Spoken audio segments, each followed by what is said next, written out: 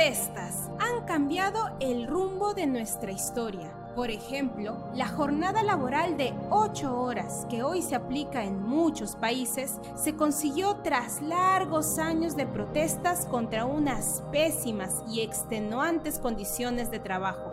También a comienzos del siglo XX, las mujeres no podían ejercer el derecho al voto en ningún lugar y tras innumerables protestas, ahora podemos votar legalmente en todos los países en los que se celebran elecciones. Y así podemos mencionar innumerables derechos de los que ahora gozamos y que han sido resultado de la protesta ciudadana.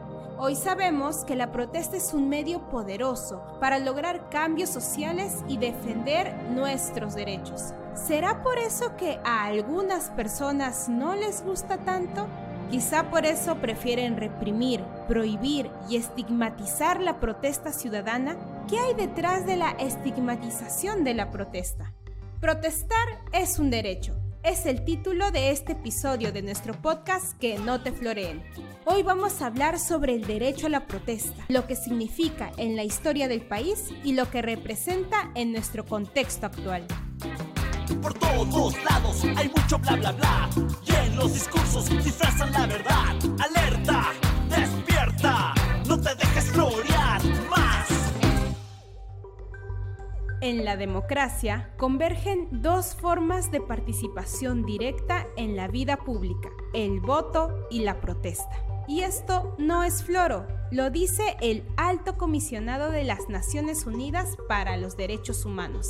En esa misma línea, la Defensoría del Pueblo asegura que el ejercicio del derecho a la protesta reafirma nuestra condición de ciudadanas y ciudadanos activos frente a los asuntos públicos. Entonces, si hablamos de un derecho como cualquier otro, el Estado tiene el deber de garantizar y proteger la protesta ciudadana, sin estigmatizar a quienes ejercen este derecho y evitando el uso excesivo y desproporcionado de la fuerza. Esto tampoco es floro, es parte de los compromisos asumidos por el Perú en acuerdos internacionales sobre derechos humanos. Sin embargo, en los últimos años hemos visto con preocupación un incremento de represión, estigmatización y criminalización de la protesta, que ha dejado consecuencias tan dolorosas e irreparables como la muerte de manifestantes, cientos de personas heridas y una polarización que genera aún más distancias entre peruanas y peruanos. Al menos 49 personas murieron y cientos sufrieron lesiones producto del uso excesivo y desproporcionado de la fuerza por parte del gobierno peruano en reacción a las protestas que iniciaron en diciembre del 2022, según los informes de Human Rights Watch y Amnistía Internacional. En el 2020, 2 jóvenes también murieron mientras ejercían su derecho a la protesta en Lima y otras 2 personas perdieron la vida durante el paro agrario de ese mismo año. Uno de ellos era un adolescente de 16 años.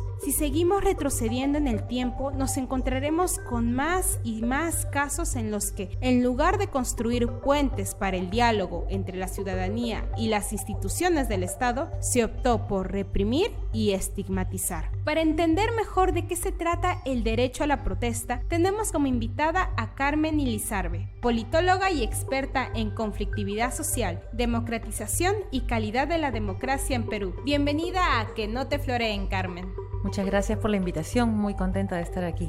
Bien, Carmen, al iniciar el programa hicimos un pequeño recuento sobre los derechos que se han ganado gracias a las protestas a nivel mundial. En el caso de Perú, ¿qué cambios se han logrado a partir de las movilizaciones en los últimos años? La protesta se ha vuelto una forma de participación ciudadana informal en un contexto en el que en el Perú la ciudadanía ha quedado bastante desconectada del gobierno y de los gobernantes, y a la vez en un contexto en el que los gobernantes se han enajenado de las necesidades de la sociedad. Y por eso en el Perú la gente se organiza para defender de manera directa sus derechos en los espacios que nos pertenecen a todos, y esas son las calles. Creo que las protestas han sido claves para mantener ciertos niveles básicos de ejercicio ciudadano en el Perú. Un buen ejemplo es la protesta contra Manuel Merino, que asumió el poder desde el Congreso después de defenestrar a Martín Vizcarra, y eso generó una ola de indignación popular masiva que en 5 días logró deponer al presidente Merino. tiene un antecedente importante en la Marcha de los Cuatro Suyos en el año 2000. Esa es una lucha más compleja, más larga y que sí va a implicar un cambio de régimen político, ya en esas circunstancias en el 2000 de dictadura a democracia. En el caso de Merino no, esa es una protesta más bien que permite la continuidad de una democracia formal, pero que ya venía, eso lo sabemos ahora, herida de muerte en realidad. El comportamiento del Congreso y también del propio Ejecutivo en un enfrentamiento por el poder abierto es visible desde el año 2016. Entonces la respuesta popular logró frenar en el año 2020, ¿no?, un asalto al poder, y en algunos casos han ido abriendo temas de agenda importante también. Por ejemplo, el Perú es hoy un país mucho más abierto a la diferencia cultural, a la interculturalidad, a los pueblos indígenas y a sus demandas, a la defensa del medio ambiente, por ejemplo. Otro tema bien importante es también el de los derechos de las mujeres y la importancia de luchar contra las múltiples formas de violencia, y hemos tenido protestas importantes, masivas, multitudinarias en estos años. En el año 2016 la gran protesta de Ni Una Menos, que tiene, digamos, como un efecto posterior la aparición del delito de feminicidio. Se va logrando cambiar, complejizar la agenda de demandas ciudadanas también, y eso es bien importante para la democracia. Eso por el lado de la ciudadanía, pero lamentablemente por el lado del Estado, cada vez más la respuesta a estas formas de participación y expresión ciudadana son más represivas y por lo tanto menos democráticas, más autoritarias. ¿Qué es lo que motiva o sigue motivando a las personas a protestar en nuestro país? Hay razones muy diversas para protestar, y esa diversidad de razones también ayuda a explicar un poco, a entender por qué en el Perú no nos hemos articulado o sumado alrededor de nuevas organizaciones. Las protestas son muchas, muy diversas, muy pequeñas, muy separadas, muy desarticuladas. Entonces, por ejemplo, ¿no?, muchas veces en Lima se ha protestado con indignación la mal llamada ley Pulpín, porque lo de Pulpín fue un insulto de la prensa para los jóvenes que protestaban por el recorte de sus derechos laborales. Ese es un ejemplo de una movilización principalmente limeña, estudiantil, muy importante, muy visible, que tiene, digamos, mucho impacto mediático a nivel nacional también, pero no son grandes multitudes, ¿no? Entonces en Lima las protestas tienen un peso específico mucho mayor, aun si tienen menos cantidad de gente a veces participando. Parte del problema del centralismo. Luego uno puede pensar en protestas que son habituales a veces en las regiones, paros agrarios, por ejemplo, denunciando la gravedad de la situación del agro en el Perú, ahora que estamos en un momento en el que ya hay escasez de agua y el cambio climático es muy evidente en sus efectos. Tenemos a nuestros agricultores, a los campesinos diciéndolo por décadas, sin que se escuche en Lima, por ejemplo, y no solamente en el gobierno, me refiero a la opinión pública, ¿no? Entonces, ese es un problema bastante complejo en nuestro país, solo para citar dos ejemplos que no alcanzan ni siquiera a dibujar bien el panorama. Cuando pensamos en protesta social, muchas veces imaginamos a grupos de personas gritando en las calles. ¿Cómo protesta la ciudadanía peruana?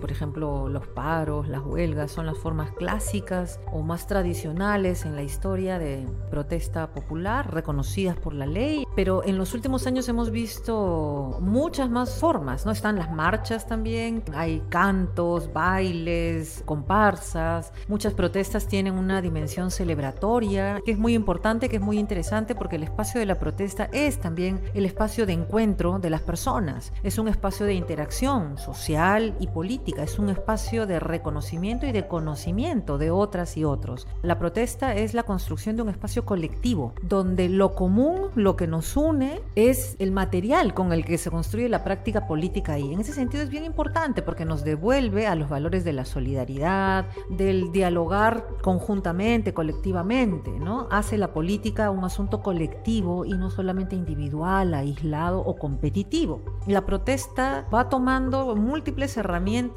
Entonces no es que ya no hay protestas en las calles, porque ahora hay redes y en las redes también se protesta muchísimo. No, las redes son una dimensión más en las que también se protesta. Bueno, si las formas de protesta son tan diversas, también son diversos los grupos que protestan. Entonces, ¿quiénes se movilizan en Perú? ¿Con qué demandas? ¿Cómo responde el Estado peruano en cada caso?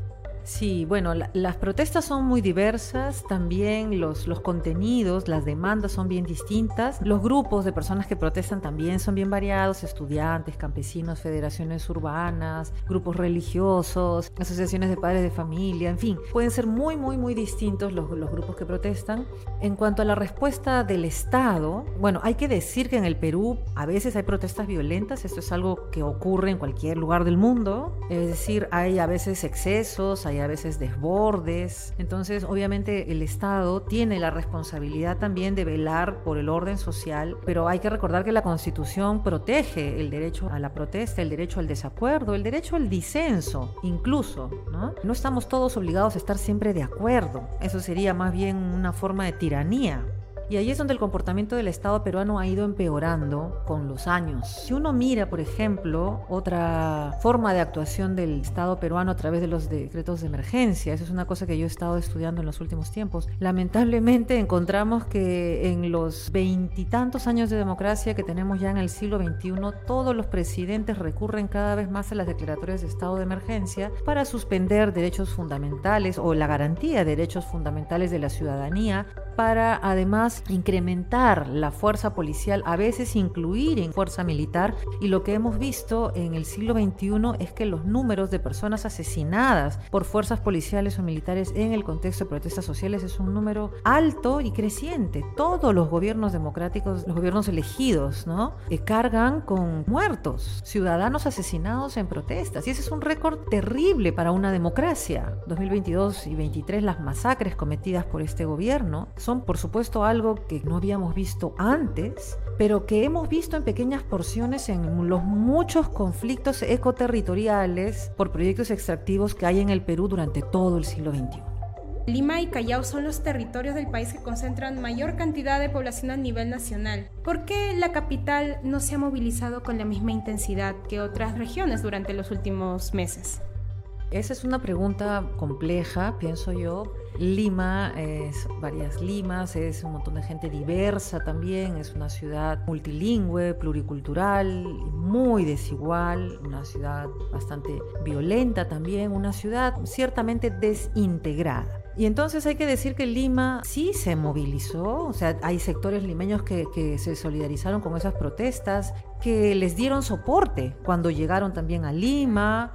La protesta lo que no tuvo fue el apoyo y la solidaridad de, digamos, los sectores más de élite, élites profesionales, élites intelectuales, élites económicas y élites políticas. Esos que numéricamente son pocos, pero que tienen un peso mucho mayor por el tipo de influencia en el poder, en los medios, en la economía, esos son los que no se plegaron, pero, digamos, frente a las movilizaciones fuertes del sur andino, que fue muy potente, no solamente fue el sur andino, por supuesto, eso lo sabemos, pero el sur andino fue como muy visible, se vio muy compacto, los liderazgos en Puno, ¿no?, en Cusco, en Ayacucho, el rol de las mujeres, Apurímac también, Andahuaylas, la provincia de la presidenta, ¿no?, además muy al inicio. Todas estas son formas de protesta muy importantes, simbólicamente muy fuertes también, que son mujeres andinas como la presidenta las que se ponen en la primera línea y dicen: no aceptamos a esta señora, nosotros consideramos que ha traicionado los ideales de la propuesta con la que fue elegida, no la reconocemos,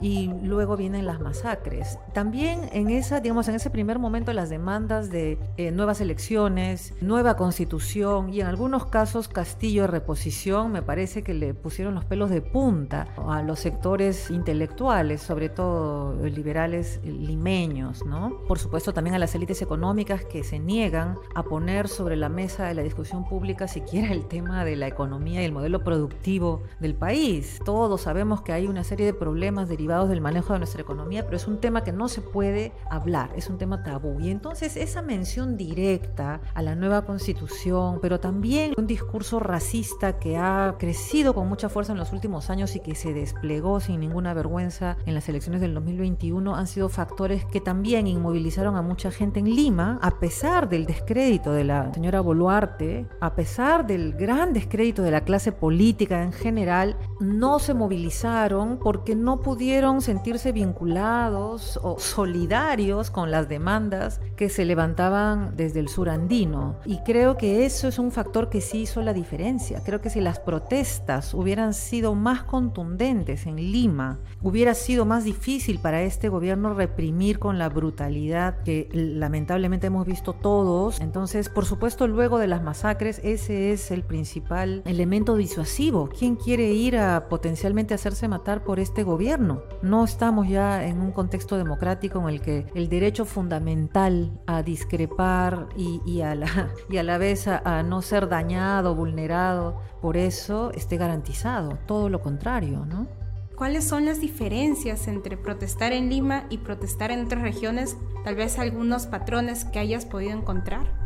En el Perú estamos viendo en los últimos años con mucha más fuerza la participación política de campesinas, de campesinos, de organizaciones rurales, que son muy importantes, son muy fuertes y nos han sostenido también durante toda nuestra historia, pero están poco incorporados, poco reconocidos en sus aportes dentro de nuestra conciencia. Lo cultural también influye. Las protestas rurales, por ejemplo, que uno ve a veces en defensa de lagunas, hemos visto esto en el caso de la emblemática protesta de Conga, ¿no? Las protestas ahí a caballo, con los ponchos, los cánticos, ¿no? El pernoctar, por ejemplo. Entonces, muchas se adecúan a las características de las organizaciones, de las personas, de las culturas, de los lugares, de las demandas. Son múltiples los factores que hacen que las protestas tengan sus características particulares, sus estilos, sus lenguajes, sus tonos, sus ánimos, ¿no? Mucha diversidad, mucha diferencia en ese plano. ¿Cómo deberían actuar las fuerzas del orden durante una protesta?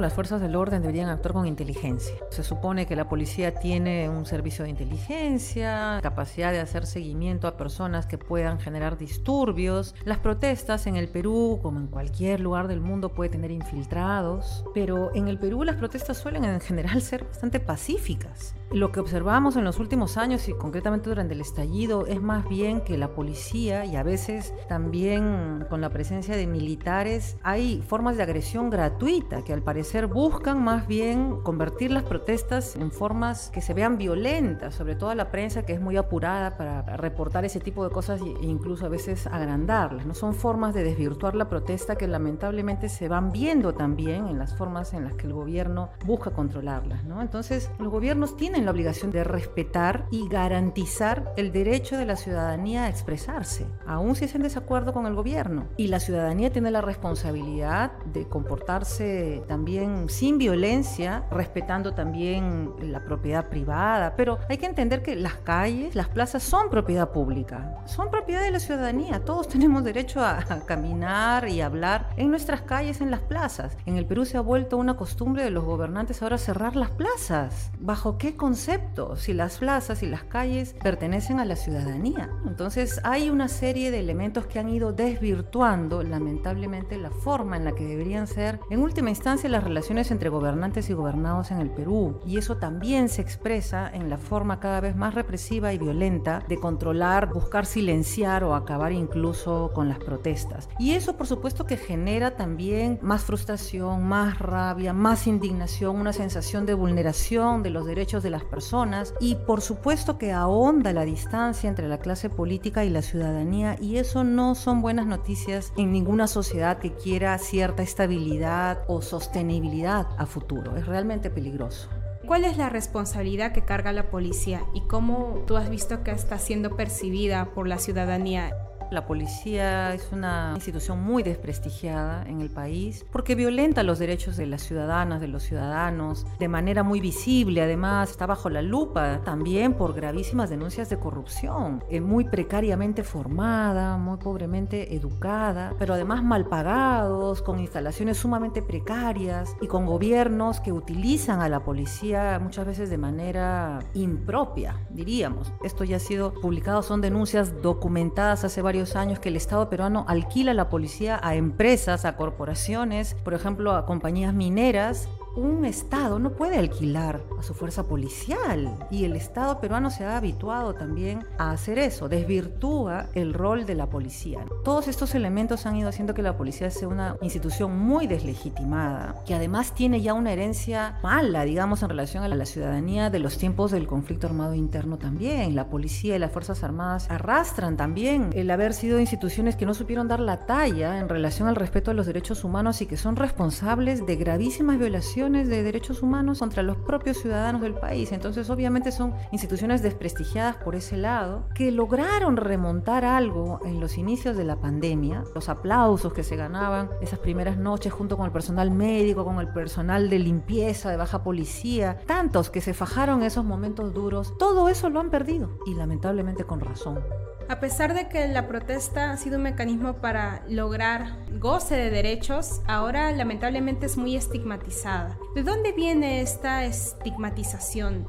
Bueno, la prensa ha contribuido, por supuesto, a estigmatizar las protestas. La prensa difícilmente las presenta como un derecho ciudadano y normalmente ahí vemos estos calificativos revoltosos, terroristas, antimineros. Entonces, la prensa ha contribuido mucho a generar ese estigma de quienes protestan, no como ciudadanos que tienen opiniones discordantes que expresar, sino como gente violenta que viene a generar desorden y caos, por lo cual merece un trato duro. Y es una mala caracterización de lo que es un derecho, es una forma de violencia y de vulneración también del derecho a la protesta por parte de los medios de comunicación, ¿no? Y en eso, pues el Estado y los distintos gobiernos también. Digamos que la prensa hace eco muchas veces de esas formas en que los gobernantes, ignorando sus responsabilidades como gobernantes, no respetan el derecho de la ciudadanía y son los primeros en terruquear, ¿no? Protestar no es ni un delito ni es tampoco una forma de terrorismo. ¿Y qué tipo de consecuencias podemos ver? Sobre todo creo que en estos últimos meses, donde se ha dado esta estigmatización bastante fuerte.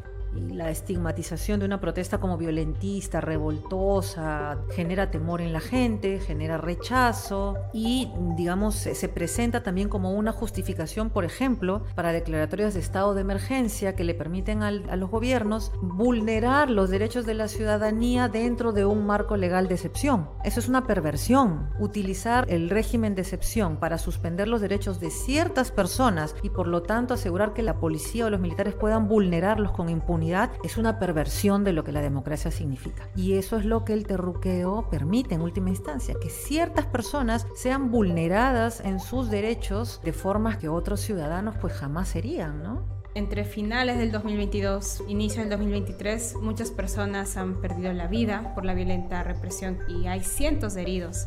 Además de las muertes y las heridas físicas, ¿de qué otras formas nos afecta como ciudadanía que las autoridades usen una fuerza tan desmedida que te puede incluso quitar la vida durante las protestas? Creo que somos una sociedad con miedo en este momento porque todos potencialmente sabemos que podemos sufrir algo como eso dependiendo de las circunstancias. El miedo, la desconfianza se ahonda también en las instituciones del Estado, en los líderes políticos, en la clase política, es decir, la deslegitimación de la democracia como sistema político continúa, la deslegitimación de esta democracia que construimos con tanto esfuerzo. ¿Qué se puede hacer frente a toda esta estigmatización? Hay que denunciar estas formas de vulneración de los derechos ciudadanos y hacer visibles las malas prácticas gubernamentales de los medios de comunicación. Eso es parte de nuestra labor como ciudadanas, como ciudadanos. Yo creo que también es fundamental la organización. Nuestra sociedad en este momento está golpeada por un gobierno autoritario que no tiene legitimidad social, en un proceso muy complejo de descomposición institucional, porque lo que estamos viendo en el Congreso, la alteración de la Constitución, va a tener consecuencias graves sobre el funcionamiento del sistema político. Entonces yo pienso que lo que hay que hacer es más bien organizarnos para recuperar su derecho a participar activamente en la política nacional. La Constitución ampara incluso el derecho a la insurgencia en el artículo 46. Nos toca organizarnos, nos toca protegernos, nos toca cuidarnos, defender la institucionalidad democrática y denunciar, visibilizar. Gracias por toda la información que nos estás compartiendo, Carmen. Voy a pedirte que te quedes unos minutos más para que nos acompañes en esta sección que se llama Antología de mitos sobre la protesta ciudadana, para que ya no nos floreen. La dinámica es la siguiente. Voy a leer 3 mitos que se suelen difundir bastante cuando se habla del derecho a la protesta y tú nos ayudarás a desmentirlos. ¿Lista? Mito 1. Las personas no saben por qué protestan. No, las personas que protestan lo hacen además normalmente como última instancia, es decir, a cualquier protesta normalmente le preceden memoriales, pedidos de entrevistas con congresistas, autoridades, asambleas, discusiones, deliberaciones. De hecho, es un gran trabajo organizar una protesta, conseguir la gente, ponerse de acuerdo, converger en las demandas. Es mucho trabajo y todo ese trabajo es muy consciente y muy claro para las personas. Vamos con el mito 2. Las personas que protestan son terroristas, antiperuanos, que quieren destruir nuestra democracia. La protesta es una forma de expresión ciudadana que busca comunicar un mensaje a la opinión pública, una idea, una demanda, una queja. El terrorismo es más bien una forma de acción que busca infundir miedo en las personas a través del uso de la violencia. Entonces no se parece nada a un acto comunicativo de desacuerdo. Y la expresión del desacuerdo no es una forma de violencia en sí misma y más bien yo la pondría en las antípodas del terrorismo. Mito 3. Las protestas requieren una autorización previa. No, el derecho a la protesta está garantizado. Lo que se necesita más bien para, digamos, asegurar el orden es informar qué tipo de estrategias, recorridos piensa hacer la protesta. Y eso simplemente para que la ciudad pueda organizarse, las autoridades, la policía, pero de ninguna manera es que se tiene que pedir permiso, no es así. Gracias por aclarar todos estos mitos, Carmen. Gracias también por acompañarnos en este capítulo. ¿Te gustaría dar algunas últimas palabras, alguna conclusión? Yo creo que las protestas son también una expresión de apuesta por un proyecto verdaderamente democrático que aún estamos por construir. Creo que lo que nos toca es más bien organizarnos, ser más consistentes con nuestro vínculo, con la reconstrucción que necesita nuestro país, y entonces tenemos que chambear en tener organizaciones que persistan, que subsistan y que aprendan a articular, construir agendas convergentes, comunes, ciertos mínimos comunes denominadores que nos permitan generar una verdadera alternativa popular de la gente del Perú y menos de la clase política que ya no tenemos, ¿no?, realmente en el país. Esperamos que este episodio haya servido para despejar todas las dudas sobre el derecho a la protesta. Recordemos que quienes se movilizan están ejerciendo un derecho y deben recibir protección y garantías por parte de las autoridades. Nuestras voces deben ser escuchadas y tomadas en cuenta, ya sea que nos manifestemos por derechos ambientales, justicia de género o justicia social. Protestar es un derecho. Esto fue Que no te floreen, un podcast alternativo producido por Oxfam para derribar los mitos sobre la desigualdad. Si te gustó el programa, no dejes de compartirlo con tus colegas del trabajo, amigues, compas y familiares. Nos vemos en el siguiente episodio. Por todos lados hay mucho bla bla bla y en los discursos disfrazan la verdad.